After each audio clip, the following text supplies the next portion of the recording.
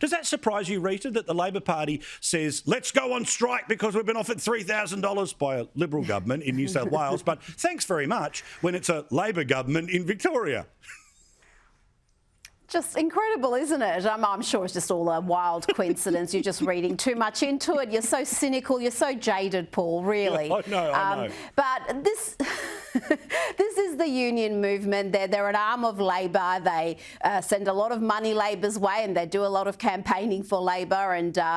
And we've got state elections coming up, so we're going to have all sorts of wage claims in and threats of strikes and rolling action. So it's going to be a fun few months. Be good content for your program. So, you know, every cloud. Don't worry, we're paying attention. We'll be in the front row all day, every day. Now, also, Cory, what about this obviously it's all about integrity from the Labor Party, that despite the fact that they might have promised a swimming pool, they're not actually going to deliver a swimming pool. You silly buggers for voting, expecting you're getting a swimming pool. Paul, you know, swimming pools come in all shapes and sizes. Some people could say it's just like a puddle, you know, a puddle with a little dam I identify around it. as a swimming pool. It could be anything at all. It's amazing, and this is why people don't trust politicians or politics anymore, because they're all weasel words. What you said in your editorial about cost of living pressures and bureaucrats are going to run the show. Everything now is viewed through this prism of cynicism, and quite rightly so, because politicians have told us so many porky-pies and bureaucrats have proved so incompetent.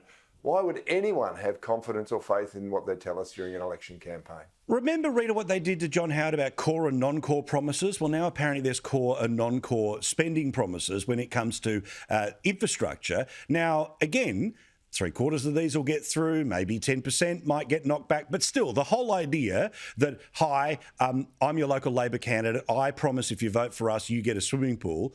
People have a reasonable expectation they get a freaking swimming pool.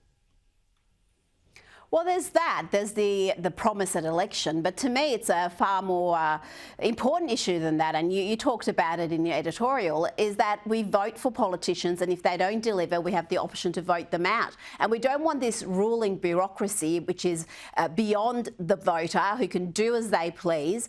And what is being proposed is essentially that bureaucracy determining where this money goes, and the politician who has been elected to represent the people has no say to say, no, I've been elected, this is what we're doing, and if it's the wrong decision, my career will, you know, I may lose my seat at the next election. I think that is just a fundamental function of democracy that's been compromised by shifting power. And we saw throughout the pandemic what happens when you shift power into the hands of unelected bureaucrats who quite like that power, who we know now like wielding that power.